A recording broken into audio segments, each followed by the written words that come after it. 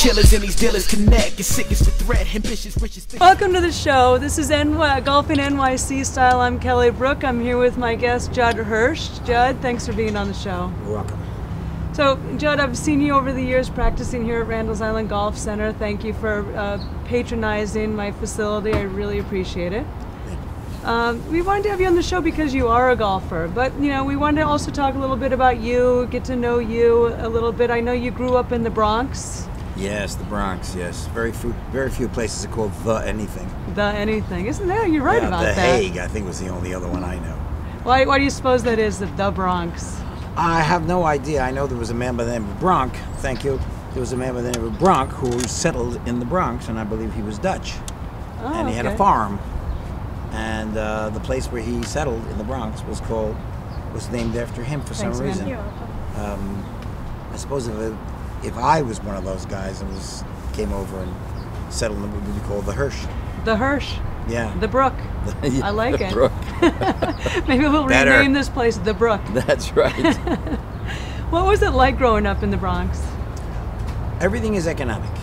Everything had to do with economics. Everything had to do with your station in life, as far as whether you were poor, less than poor, middle, a little bit more than middle. We were poor. Well, your dad was an electrician and your mother a homemaker, right? That's right. But it's a tough way to begin. Mm-hmm. But since we had absolutely no money whatsoever, I could not play golf.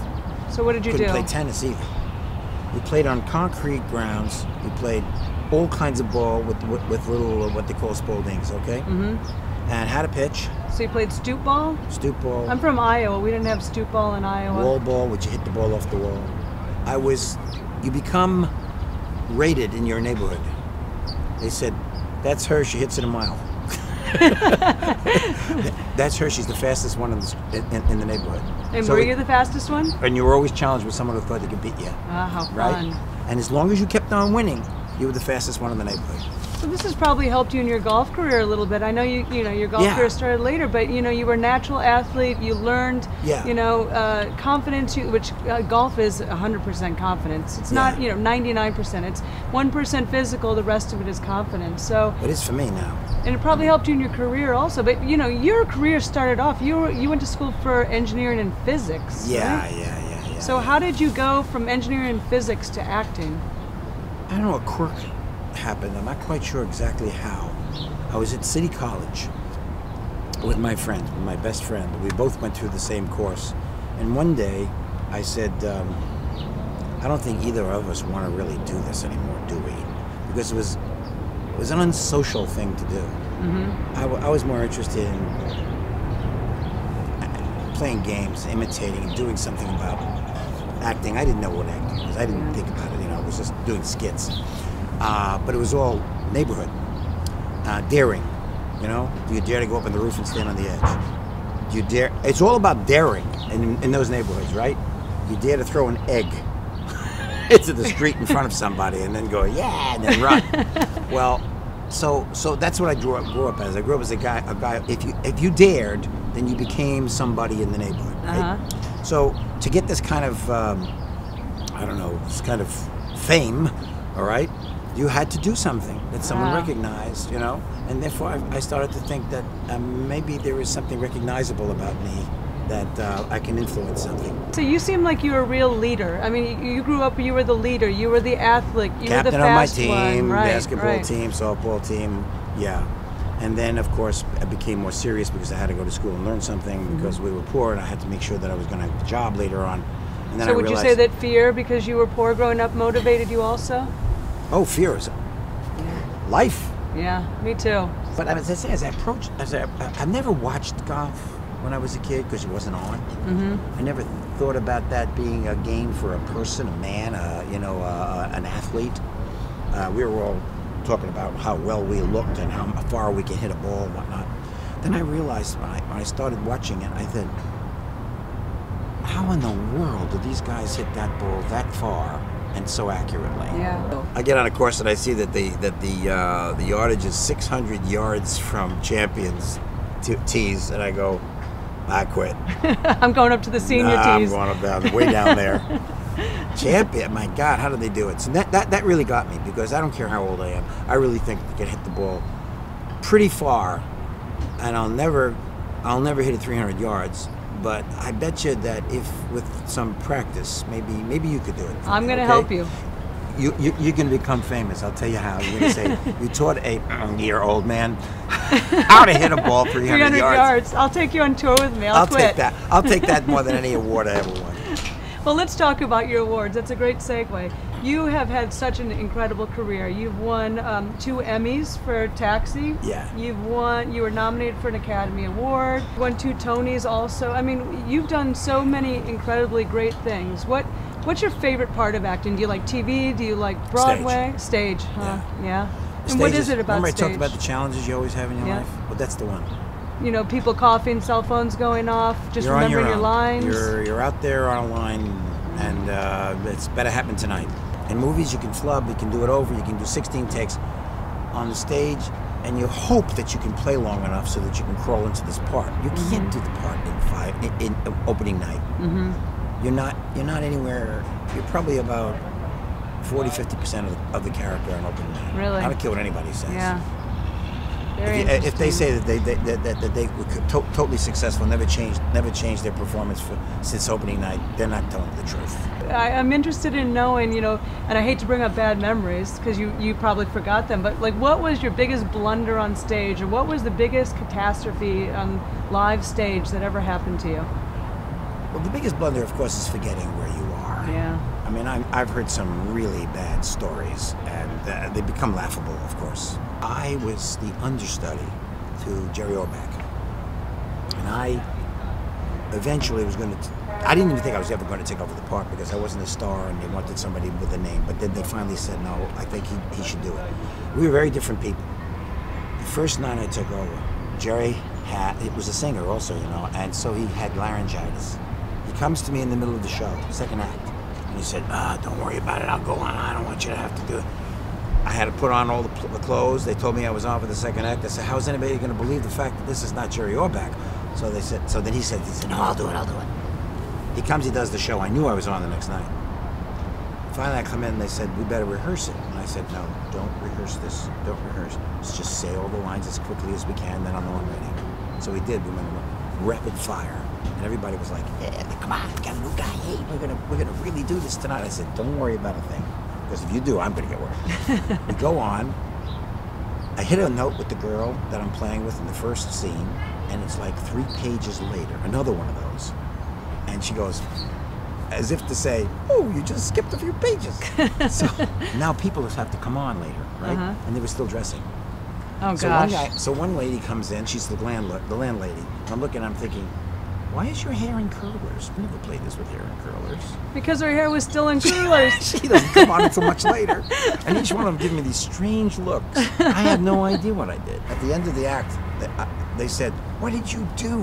Where did you go wrong? I said, oh, God, I'm so sorry. They said, no, it was great. It was great. The audience didn't know any differently. And they had the best time of their life. Yeah, right. Oh, that's great. Confidence. Confidence, growing up in the Bronx, being the leader. Yeah, if you could screw up that badly. And still not have it affect away with you. It, man. That's great. Yeah. Can't do that in golf. Yeah, sorry. I don't know about that. No, you know, can't. look at Kevin Na. Got a 16.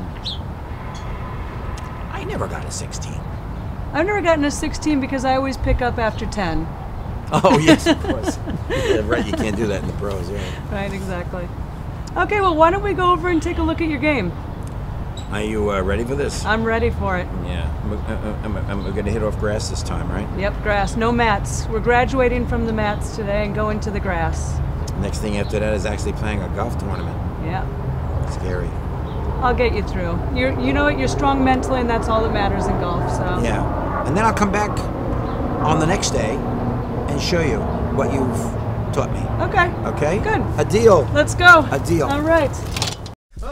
And I got to say peace to all my family living out in Rockaway Beach. A story of the flushing, every day fresh and so clean. We represent Queens, nah I mean. Southside, murder lyric up the linen from the sinning to the women. Every day you know we winning. Go Paisley, get a home with the best rap. 40p, shorty sees how it beats bleed deep. And I gotta say. Judd, here we are on the practice tee. Tell me a little bit about your game. Tell me what you're having problems with. I would love to tell you I started yesterday playing golf, but I was 61. 61. When I started playing. I'm not going to tell you how many years ago that is, because then, you know, it goes out in the airwaves. However, it's enough. It's called struggle for 10 years. Well, you practice a lot. How many days a week are you practicing right now? I don't really practice very much at all. Right now it's because it's getting into spring. Okay, all right. But I'm winter bound. You are, yeah. And always working, and they don't ask me to play golf when I work. That's too bad. However, if there was a golf show, why, I'd work more, wouldn't I? Please don't take my job. I like this show. No, I can't. No, it's one of those things that, you know, you get on a golf course, you do the practice, and you get on the golf course, and everything's different. You know what I mean? But isn't that the truth? I mean, you practice on the range, and you're spending so much time focusing on your swing, and then when you get to the golf course, it's like you look at what looks to be, you know, some of the country. I mean, it really is. Yeah, I mean, they're all different, of course, you know. But remember also, on the golf course, you're supposed to be focusing only on the target. When That's you're right. at the golf range, you're focusing on your swing. Very important. I mean, imagine a basketball player. They're in practice, they're shooting free throws, they're working on their technique, and then they get to the game. They're not thinking about technique when it's time to win the game. No, it's all on autopilot. Well, that's the difference between an amateur and a pro, because the pro no longer thinks about how to do it. He just thinks about how to reach the target. Absolutely, right. On the course. But then you'll see that the pro will come off the course and practice and like think crazy. about technique. Because even Tiger Woods still is a golf coach. I mean, my pro growing up was Butch Harmon, who was one of the most famous golf pros in the country. So there's definitely need for golf pros. So don't put me out of business. I do teach lessons. No. I'm probably the one who should be paying a lot. Right now, what are you having problems with? You mentioned that you're great on the mat because, you know, it's not a grass surface, but when you get to the grass tees, you less tension. Less tension, okay. Anything in golf to me is if you reduce the tension in all parts of the swing, right? Then you're sort of in the game. Then you're always afraid of not hitting the ball. Well, that starts with the loose grip. So if I go back and I go, you know, I'm going to have to hit this ball, and then I go, I'm going to try to muscle it. If I muscle it, it's tension, and then you don't let the club go, and it goes like 40 yards. Absolutely. Yeah. Well, give me your right arm for a second. Most people hold the club like this tightly. I hold it that gently. What people don't understand, especially on the backswing. Absolutely, with the whole entire swing. Yeah. They always say, "Well, isn't the club going to fly out of my hands?" It's never going to fly out of your hands because your mind will grab it if it's slipping. Yeah. They're trying to produce club speed. They're not going to get it. The only way you can produce it is by holding it lightly. Lightly, exactly, because you need your muscles to be fluid and relaxed. Yeah. Joe Pignatano, who is a famous baseball player for the Mets, once told me that you hold a baseball bat very gently. Also, same thing here. You want to hold the golf club gently because in the swing, we need to hinge the wrist. Yes. If I've tightened these muscles, I'm not going to be able to hinge the wrist. Yeah. So. And hinging the wrist gives you the club speed. Absolutely. Gives you more and more club speed, right? Well, because when I come back and I hinge my wrist, I'm in this tray position. What happens is I come down into that ball, I hold this angle as long as possible, and then I fire that right hand. Well, that's one thing I can't do. I mean, I don't do it because I'm always hitting a little too early. You hit behind the ball a little bit, right? So my usual tee shot is about 220. Okay. Right? I know I could hit 250. I know you could hit 250 and it's just a matter also. of whether I could do that. It's delaying the release. Yeah. But I think a bigger problem for you is what's causing that casting? We call that casting, like you're fishing. So let me explain. Let me borrow your club and explain what's happening to you. First of all, you're hitting behind the ball because you have the ball too far forward in your stance. You'll get away with that on a mat because you'll hit down and it'll bounce off the mat, but on grass... I usually put it in the middle. Well, earlier today when I watched your balls, you had it a little farther forward. So I got two bad eyes. You know what? We got to figure out which one's your dominant eye. You have two bad ones, then you don't have a dominant eye. No, this one is damaged, but that's okay. Go ahead. So maybe what we'll do is have you line up the ball through your left eye, close your right eye altogether. Like I'm more dominant in my left eye, so when I line up putts, I actually close my right eye and I line it up with my left eye. That's good. Another way to line up the ball is to start with it in the middle of your feet together, and then spread your feet apart. You know, if you have this club here and you take equal steps, you can see that the ball's in the middle. So we're going to first set the ball up in the middle. Now, this is the main reason you're hitting behind the ball. It's because you mentioned it, you're pulling down with your arms. And what happens when you pull down with your arms is your weight gets caught on your right foot. Yeah. Your body tends to hang back in this position where my spine is hanging back, and guess what I'm going to do? I'm going to hit a couple inches behind the ball. So I think what we should do today is we should really work on getting your weight shifting. At impact, what you're supposed to look like is you are supposed to have your hips turned, left leg straight, and your hands next to your right thigh. Where the way you look right now is your weight is planted on your right heel, and you're getting stuck behind the ball. You're either going to top the ball or you're going to hit behind it. Well, okay, but we don't have to let everybody know that. Well, unfortunately, they do know now, so I'm sorry about that. But the cat's out of the bag. Now I have to look like the opposite. Now I got to look differently. Well, what we're going to try to do is we're going to focus on the finish. We're going to focus on your knees touching, all your weight's on your left thigh, and you should be able to tap this toe when you're done. Yeah, because your weight's not on it. Because with it open, what'll happen is if you start your downswing with your arms aren't going to come down where your hip is.